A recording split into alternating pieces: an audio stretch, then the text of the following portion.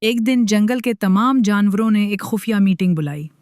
شیر، ہاتھی، ہرن، بندر، خرگوش اور الو سب جمع ہوئے۔ وجہ یہ تھی کہ جنگل میں ایک عجیب سا شور سنائی دینے لگا تھا جو رات کو سب کو پریشان کر رہا تھا۔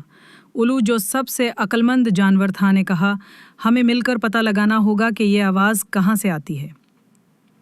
سب جانوروں نے مل کر ایک ٹیم بنائی۔ ہاتھی راستہ صاف کرتا گیا، بندر درختوں پر دوڑتا رہا، خرگوش زمین پر نشان دیکھتا رہا اور الو فضا سے نگرانی کرتا رہا۔ آخر کار وہ سب ایک بڑے پتھر کے قریب پہنچے جہاں نیچے ایک چھوٹا سا اسپیکر چھپا ہوا تھا۔ یہ اسپیکر انسانوں نے تحقیق کے لیے لگایا تھا جس سے آواز آتی تھی۔ الو نے سب کو سمجھایا کہ ہمیں انسانوں سے ہوشیار رہنا ہوگا کیونکہ وہ ہمیں نقصان بھی پہنچا سکتے ہیں۔ شیر نے سب کو سراہا کہ سب نے ٹیم ورک اور عقل سے مسئلہ حل کیا۔